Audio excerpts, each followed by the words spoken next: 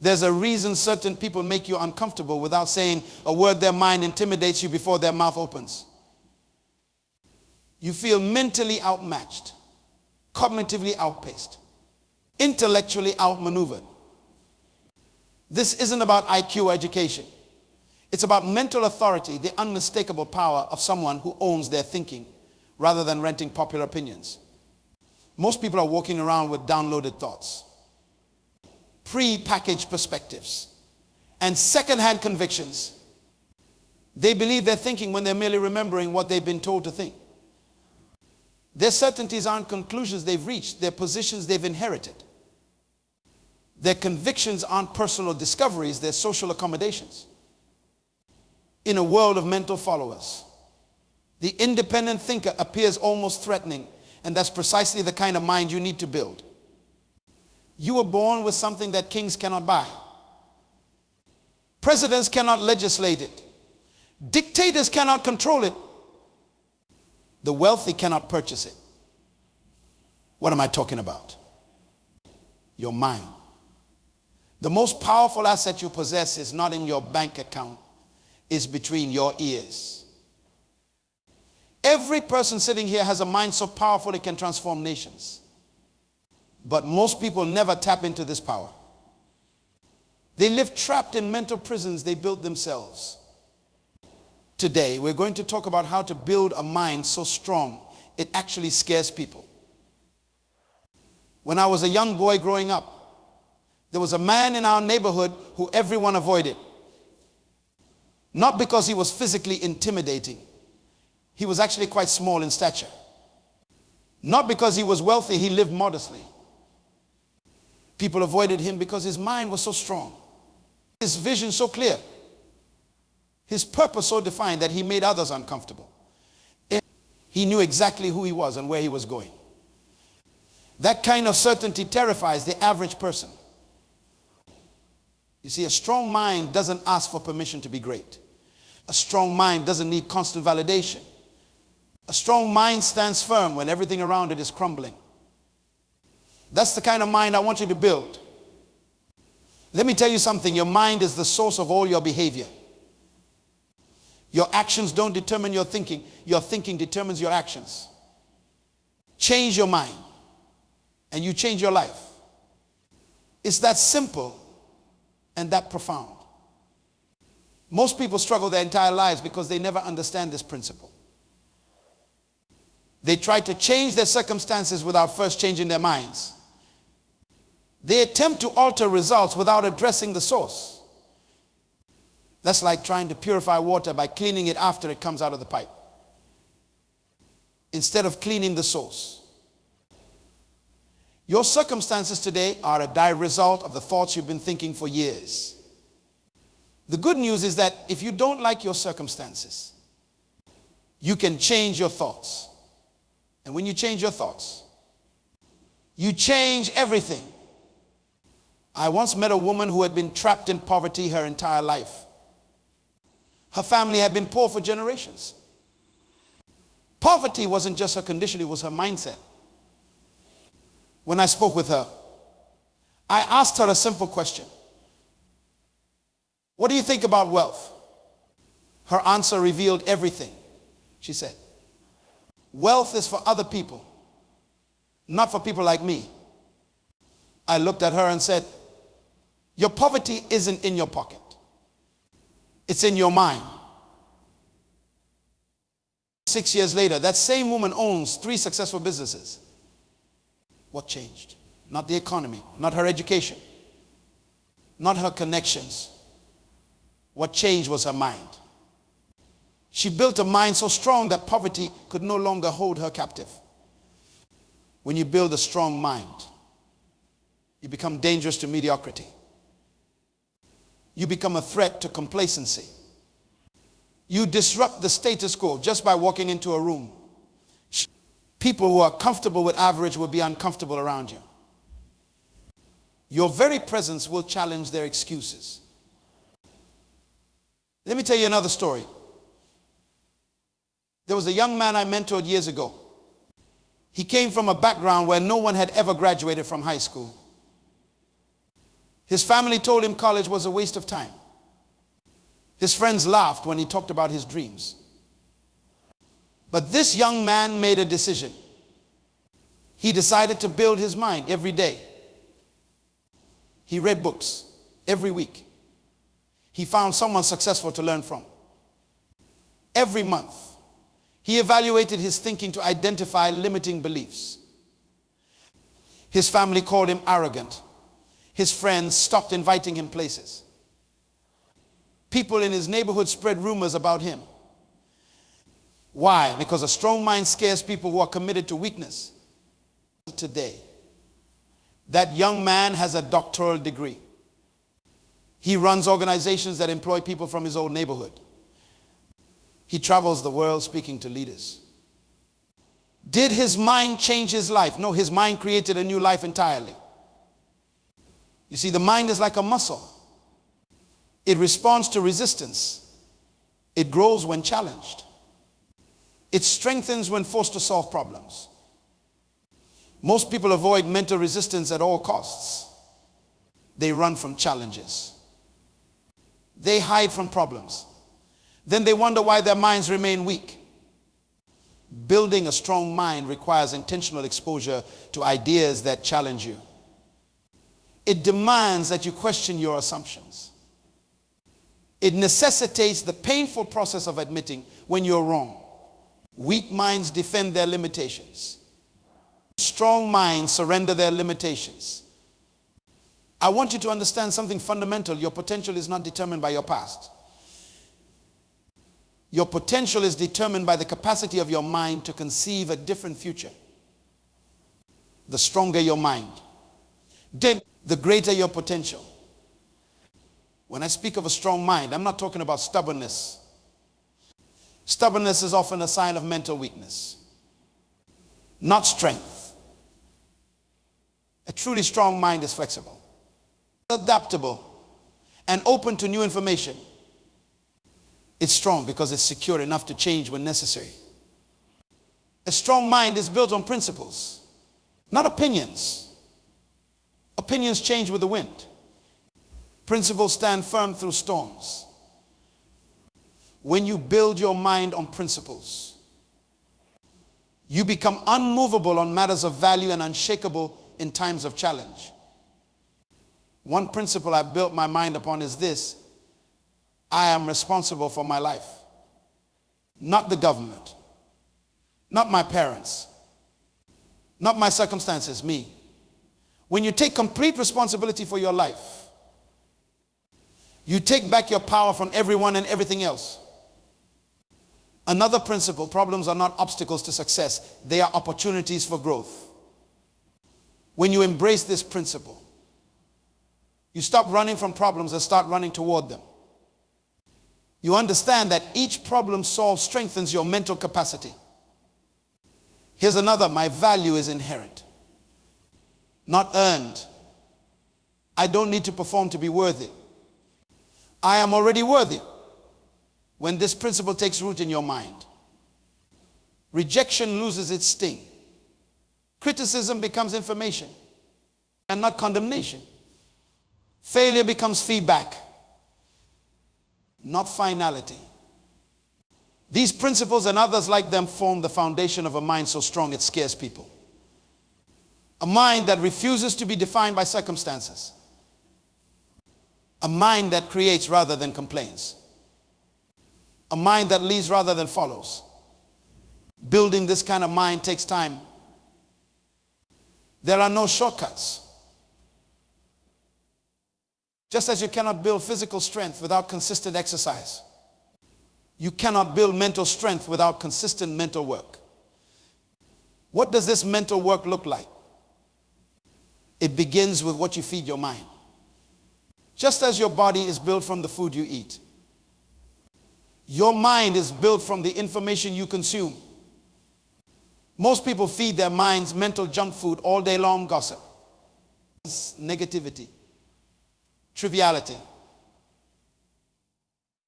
A strong mind requires nutritious mental food, ideas that challenge and expand you, concepts that deepen your understanding, perspectives that broaden your viewpoint. your mind will never rise above the level of information you regularly consume. The second aspect of this mental work is reflection. Information without reflection is merely entertainment. It's not enough to expose yourself to powerful ideas. You must think deeply about these ideas. You must question them. You must apply them. You must integrate them into your existing framework of understanding. I spend time every day in reflection. No music, no distractions, just me and my thoughts. Examining what I've learned and how it connects to what I already know. This practice has transformed my mind from a bucket that collects information into a factory that produces wisdom. The third aspect is application. Knowledge unapplied is merely opinion. To build a strong mind, you must act on what you know. You must test your understanding against reality. You must be willing to fail. Learn, adjust, and try again. This cycle of application and adjustment strengthens your mind like nothing else. Now, let's talk about the prison most people live in. It's not made of concrete and steel. It has no guards with weapons. This prison exists solely in the mind. Yet it's more confining than any physical cell could ever be. I'm talking about mental limitations, the invisible barriers that keep you from becoming who you were born to be. Mental limitations are like chains around your potential. They restrict your movement. They confine your growth. They imprison your purpose. And the most dangerous thing about these limitations is that most people don't even know they're wearing them. I remember visiting a wildlife sanctuary years ago. There was an eagle that had been rescued after being injured. This magnificent bird, designed to soar above mountains, had been kept in a small cage during its recovery. When they finally moved it to a large enclosure with open sky above, something strange happened. The eagle refused to fly higher than the height of its previous cage, though nothing physically restrained it. The eagle had mentally accepted its limitations. It had been programmed to believe that freedom only extended so far. Too many humans live exactly like that eagle. Nothing is physically stopping them from soaring. But mentally, they've accepted the height of their cage as the limit of their potential. When I was starting my work years ago, I approached a potential mentor, a man I deeply respected. I asked him to guide me, to help me develop my gifts.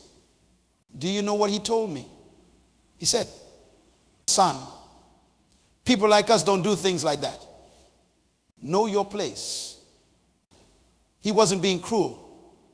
In his mind, he was being realistic. He had accepted mental limitations placed on him by others. And he was simply passing those limitations on to me. I walked away from that conversation with a choice.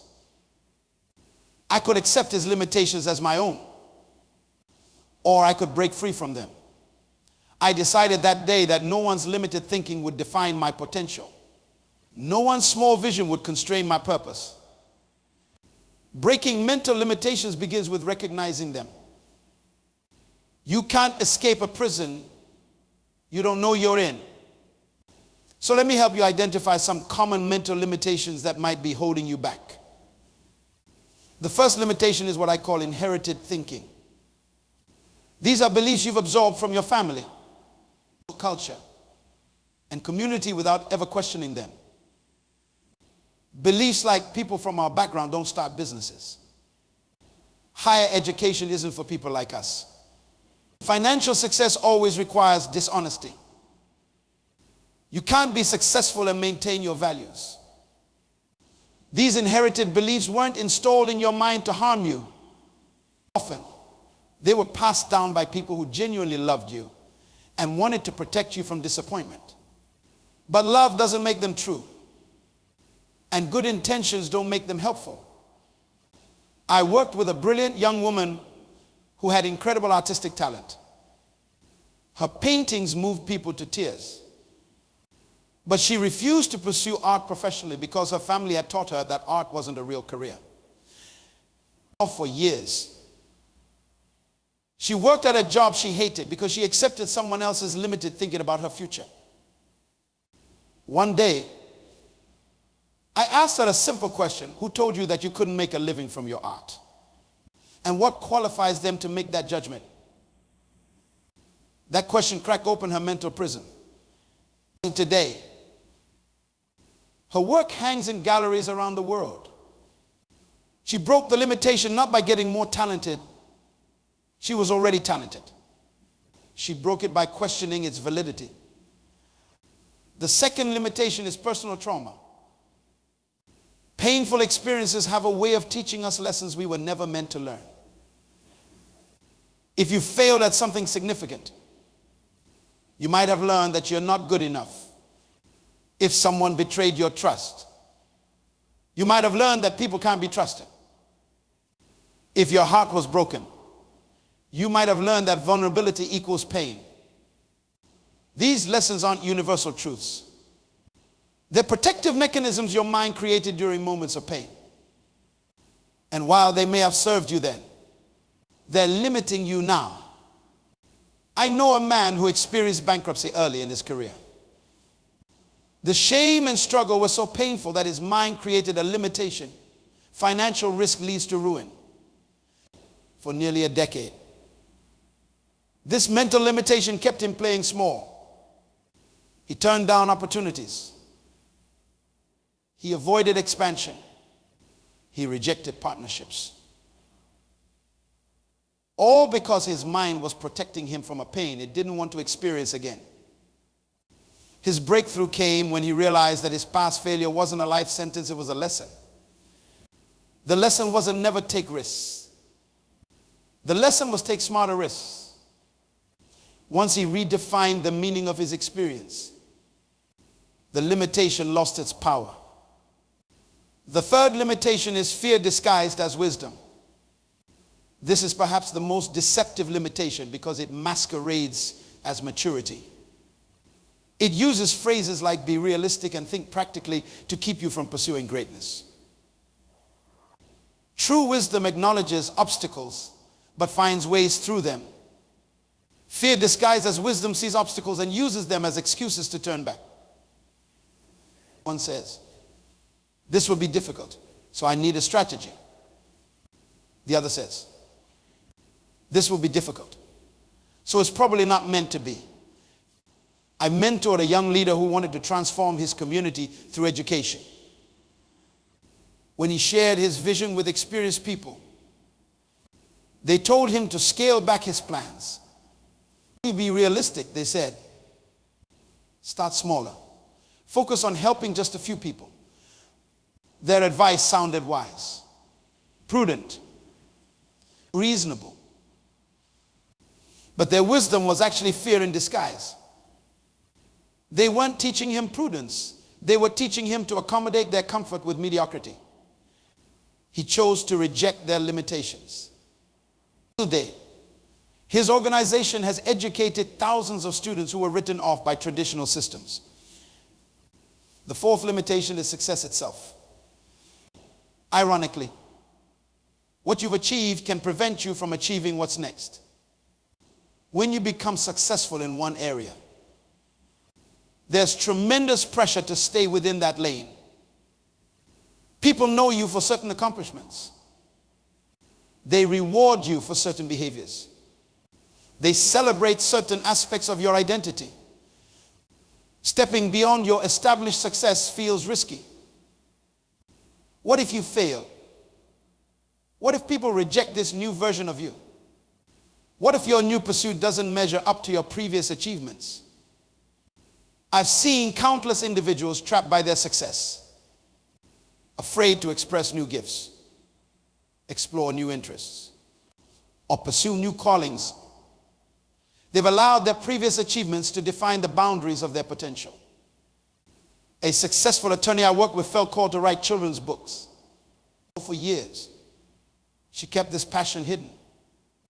concerned that her colleagues would lose respect for her if she pursued something so different from her established identity. Her mental limitation was the belief that she could only be one thing, that her success in law somehow disqualified her from success in creativity. When she finally broke this limitation, she discovered that her legal mind brought unique strengths to her storytelling. The precision of language she developed as an attorney made her an exceptional children's author. What she feared would be a liability became an asset. Breaking mental limitations isn't a one-time event. It's an ongoing practice. Every new level of growth brings new limitations to break through. Every new achievement creates new boundaries to push beyond. Every new season reveals new thinking that needs to be challenged. The practice begins with a simple question: is this belief true? Or have I just accepted it as true? When you find a belief that doesn't stand up to scrutiny, replace it with a truth that empowers rather than limits. Remember, the mind that got you here won't get you there. The thinking that brought you to your current level of success isn't sufficient for your next level. Breaking mental limitations isn't just about achieving more. It's about becoming more and more of who you were created to be. The difference between those who make history and those who merely observe it is simple: conviction. Not talent, not opportunity, not connections. Conviction. That unshakable certainty that stands firm when everything else trembles.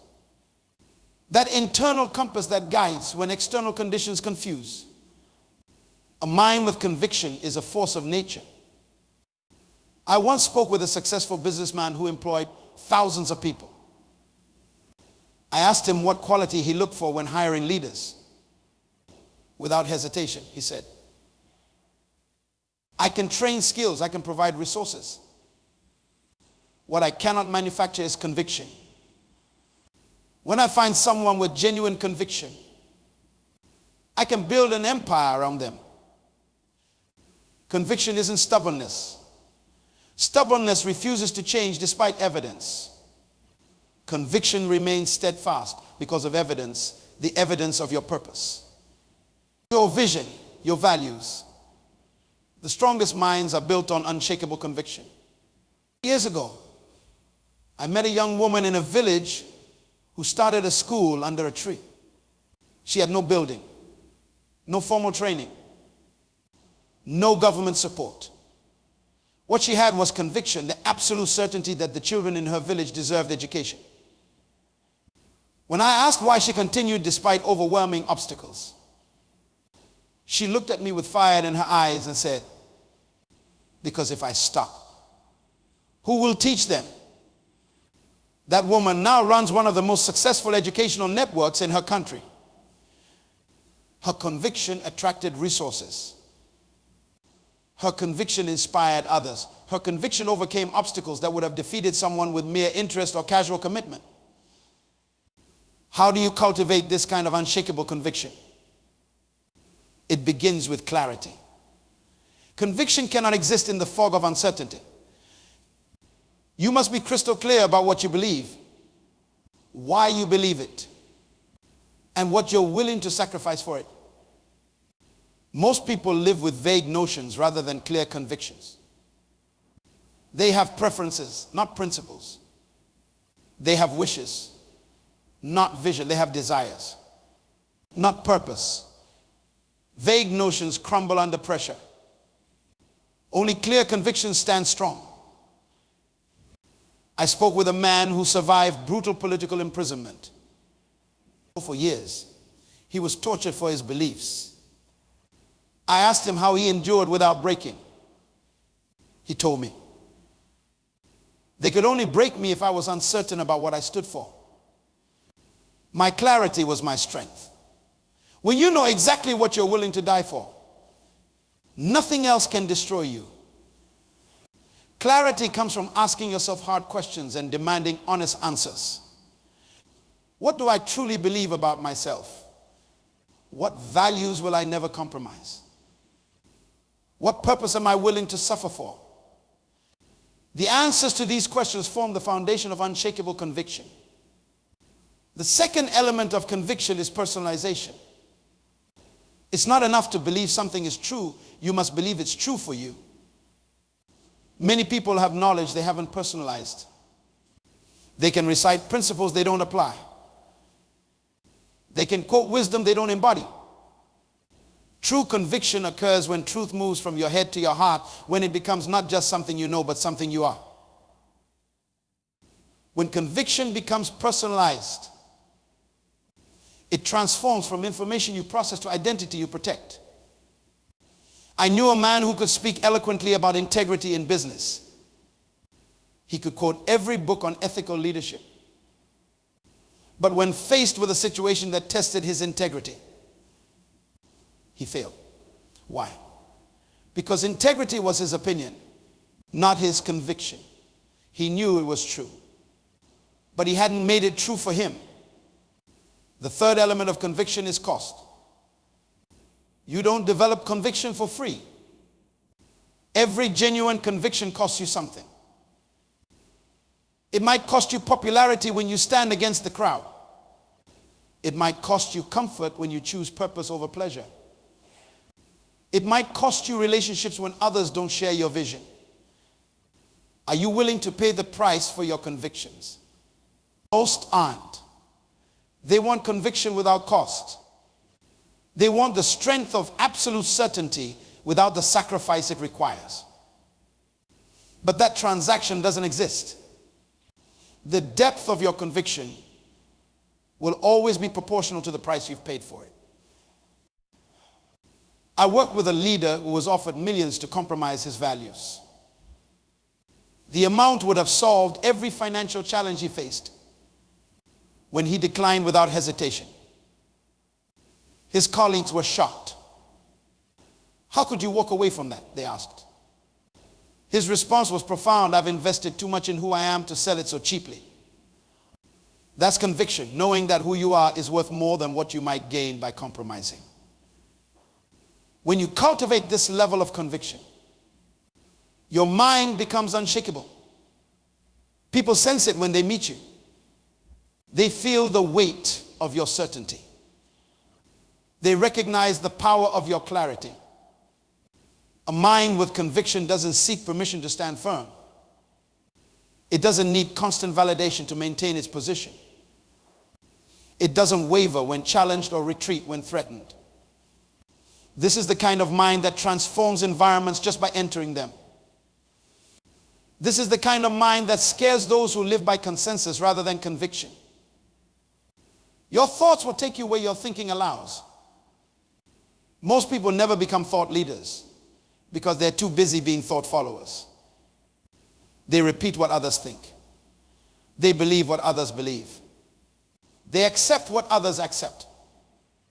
But a mind so strong it scares people isn't built by following the mental paths of others. It's built by forging new paths through the wilderness of possibility. Thought leadership isn't a title. It's a discipline. It's the daily commitment to think beyond conventional boundaries, to question established norms, to challenge comfortable assumptions. It's mental work most people aren't willing to do. I met a man in a small town who transformed his entire industry. He didn't have exceptional resources. He didn't have powerful connections. What he had was the discipline of original thinking. While his competitors copied each other, he questioned everything about how business in his field operated. Why do we do it this way? What if we tried something completely different? For years, people laughed at his questions. They called him impractical, unrealistic, even foolish. Today, those same people are struggling to copy his methods. That's thought leadership, the willingness to look foolish today to be brilliant tomorrow. The discipline begins with solitude. Your most powerful thoughts will never emerge in the noise of constant input. They need space. They need silence. They need your full attention. Most people are uncomfortable with solitude. They fill every moment with noise, distraction, and the thoughts of others. Then they wonder why they never have breakthrough ideas. I guard my thinking time with fierce protection. No phone, no interruptions, no distractions. Just me, a notebook, and the freedom to pursue a thought to its conclusion. This practice has yielded more value than any course I've taken or any mentor I've consulted. The second element of this discipline is questioning. Strong minds ask questions that weak minds avoid. They don't just question others, they question themselves. They question their assumptions. They question their conclusions. They question their questions. A business leader I worked with turned his failing company around with one practice. He instituted what he calls sacred questioning. Every week, his team had to question one fundamental assumption about their business. Why do we believe this market won't pay premium prices? Why do we think this process can't be faster? Why do we assume our competitors have an advantage? This practice of disciplined questioning transformed their thinking, which transformed their actions, which transformed their results. That's the power of thought leadership. The third element is contrarian thinking. This isn't opposing for opposition's sake. It's the deliberate practice of considering the opposite of what everyone else believes to be true. When the crowd moves in one direction, the thought leader asks, what value might lie in the opposite direction? When consensus forms around an idea, most people stop thinking. They simply adopt the consensus. The thought leader keeps thinking. Especially when consensus